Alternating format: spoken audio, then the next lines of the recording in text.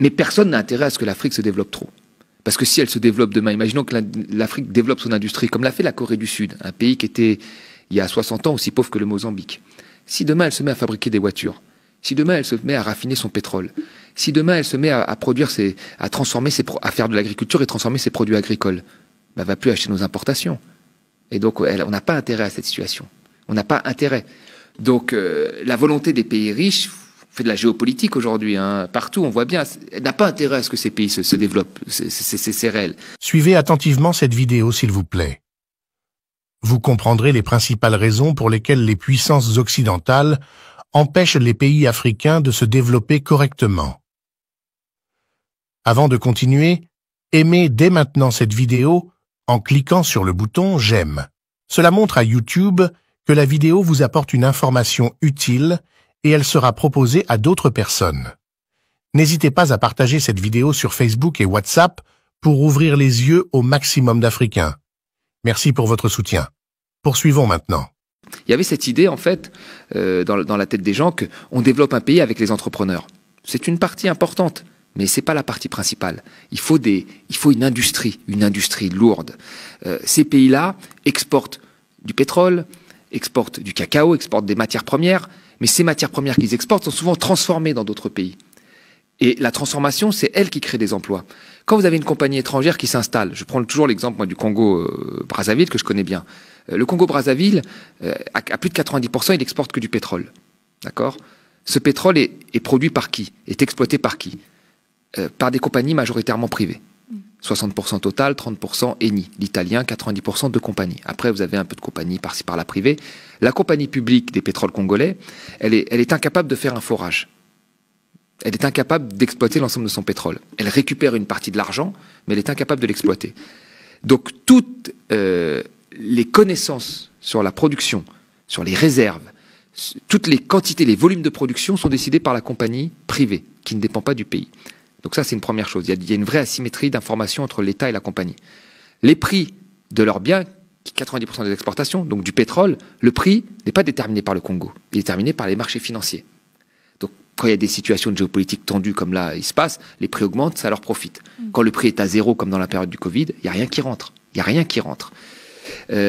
Donc on voit bien qu'il y a une très forte dépendance. Et ensuite, ce produit est exporté, transformé en France ou ailleurs, et l'État congolais rachète de l'essence à ces pays-là. Donc la réalité, c'est qu'il faudrait qu'il y ait une industrie qui puisse transformer cette production sur place, et c'est celle-là qui créerait des emplois, des raffineries, de la distribution, etc.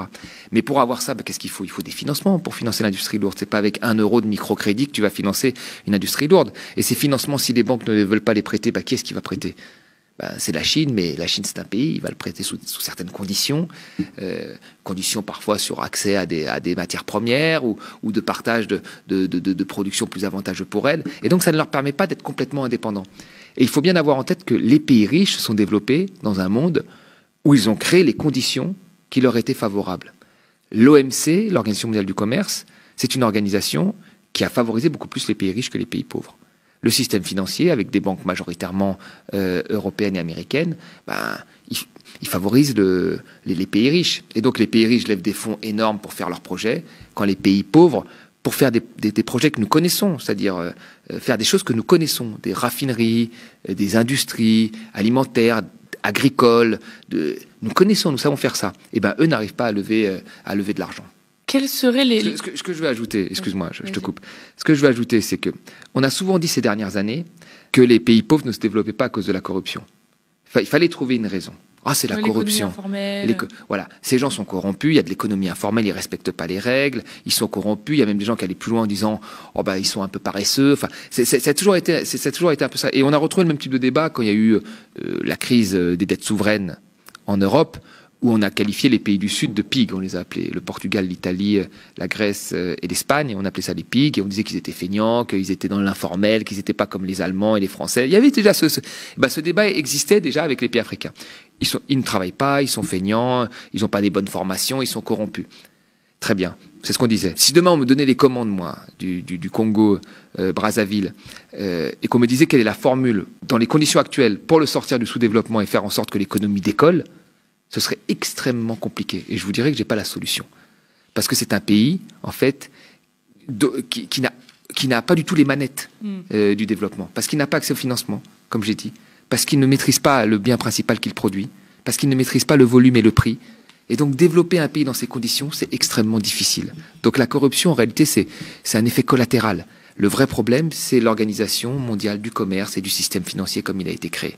Est-ce que tu dirais qu'il y a eu une mainmise des pays du Nord? Je vais m'expliquer. Par exemple, on recherche quelles sont les voies de sortie et surtout par qui, parce que peut y avoir l'idée reçue de oui, les pays du Nord, ils vont encore aider les pays du Sud.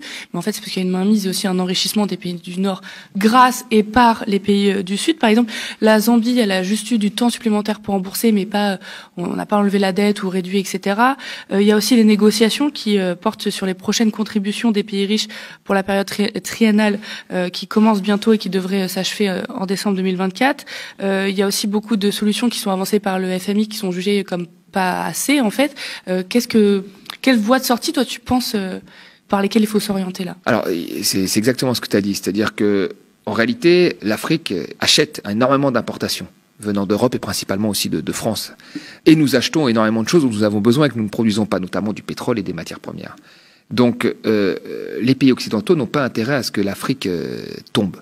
Parce que si ça se passe très mal, s'il n'y a pas une situation un minimum stable, qu'est-ce qui se passe? Bon, on risque d'avoir moins de matières premières dont on a besoin, et en échange, on risque de moins leur vendre de choses. Donc il faut maintenir dans une situation, on va dire, intermédiaire, l'Afrique, qu'elle soit suffisamment riche pour nous acheter nos biens, et suffisamment stable pour qu'on puisse lui acheter les biens dont on a besoin, dont on a vraiment besoin. L'énergie et les matières premières. Mais personne n'a intérêt à ce que l'Afrique se développe trop. Parce que si elle se développe demain, imaginons que l'Afrique développe son industrie, comme l'a fait la Corée du Sud, un pays qui était, il y a 60 ans, aussi pauvre que le Mozambique. Si demain elle se met à fabriquer des voitures, si demain elle se met à raffiner son pétrole, si demain elle se met à produire, à faire de l'agriculture et transformer ses produits agricoles, elle va plus acheter nos importations. Et donc on n'a pas intérêt à cette situation. On n'a pas intérêt. Donc la volonté des pays riches, on fait de la géopolitique aujourd'hui, partout, on voit bien, elle n'a pas intérêt à ce que ces pays se développent, c'est réel. Maintenant, si j'étais à la place des Africains, c'est très difficile. C'est-à-dire que moi, la première chose que je ferais, c'est déjà, je serais beaucoup plus agressif dans la négociation. Parce que si vous n'avez pas de financement, alors vous pouvez tenir des grands discours, c'est toujours agréable, mais une fois qu'on passe au concret, c'est quoi l'Afrique aujourd'hui concrètement? Comme elle n'a pas accès au financement, comme elle ne maîtrise pas les biens qu'elle produit, dans les volumes comme dans les prix, elle essaye de faire aujourd'hui, pour qu'il y ait de l'activité, d'attirer le plus d'investissements directs étrangers, en faisant des zones franches où on paye très peu d'impôts, en disant voilà, c'est la seule façon qu'on a de relancer l'économie. Ce qui ne lui permet pas non plus à côté, parce qu'elle ouvre la voie finalement au loup, ce qui ne lui permet pas de développer son industrie, même si elle avait des financements.